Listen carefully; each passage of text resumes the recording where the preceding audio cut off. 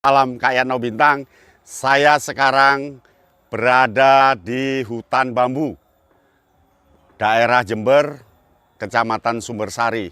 Dan ini adalah bambu yang begitu lebat, namanya kalau di Jawa bambu petung. Bambu petung ini biasanya untuk peralatan rumah tangga, untuk kursi, untuk meja. Tapi kalau kita nanti tersesat di hutan, ketika ada pohon bambu seperti ini, itu ada pertanda bahwa dekat dengan penduduk. Jadi pohon bambu itu menandakan dekat dengan penduduk. Dan kita tidak boleh gusar, tidak boleh goyang, tidak boleh putus asa karena sudah dekat dengan penduduk. Yang kedua, kalau kita sudah kehabisan makanan, kita bisa mengambil bung atau tunas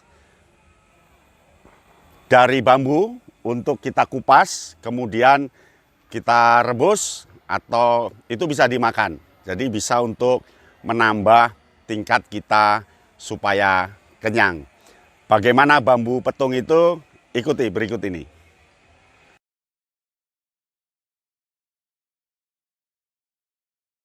Inilah yang namanya bambu petung. Bambu petung itu besar-besar dan dia biasanya untuk perabotan rumah tangga, untuk meja, untuk kursi.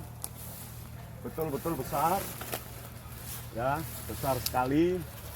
Dan ada yang lapuk, jangan digunakan karena dia mudah patah karena lapuk, jadi jangan digunakan, biarkan saja. Tetapi kalau mau pakai api unggun ketika malam ini bisa dipakai. Tetapi biarkan saja untuk menyuburkan bambu ini. Dan seorang pramuka dia akan tahu mana bambu yang tua, mana yang muda. Yang tua biasanya warnanya agak kecoklatan, kegelap-gelapan, sedangkan yang muda dia hijau bersih. Demikian ya. Yuk berikut ini.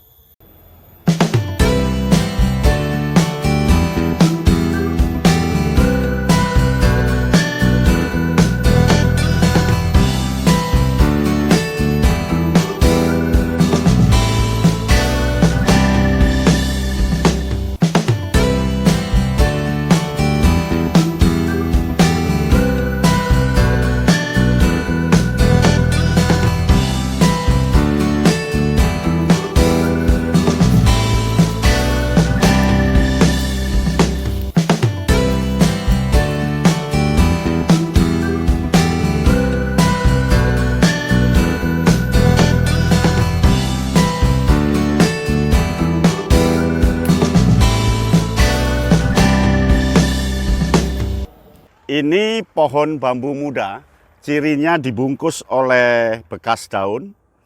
Bekas daun ini pelepah, dan pelepah ini ada hitamnya, mungkin bisa di-shoot agak dekat. Nah, pelepah ini ada hitamnya dan dia seperti bulu. Sehingga kalau dipegang, kena kulit, gatal. Maka sedapat-dapatnya pegang yang hijau.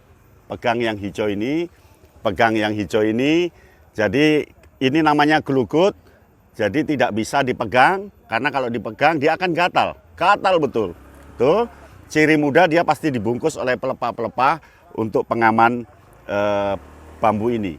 Nah, kemudian ada tunas ini. Ini namanya tunas bambu. Dapat-dapatnya jangan diambil, karena kalau diambil kita akan kehilangan pohon bambu. Tapi kalau terpaksa, ambil saja. Ini dibongkar. Kemudian dipotong, diambil, dikupas, tapi ingat yang hitam ini gatal. Jangan ditempeli tangan. Setelah itu dikupas, ini pelepahnya dikupas, akan muncul daging bambu muda, dan daging bambu muda itulah yang bisa dimakan. Tapi harus direbus dulu, kita makan menjadi sajian yang enak. Demikian tentang bambu.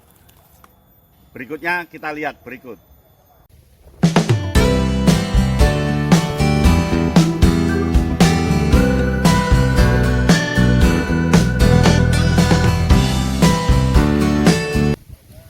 Nah, daun-daun kecil ini, ranting ini bisa kita musnahkan supaya tidak mengganggu kita.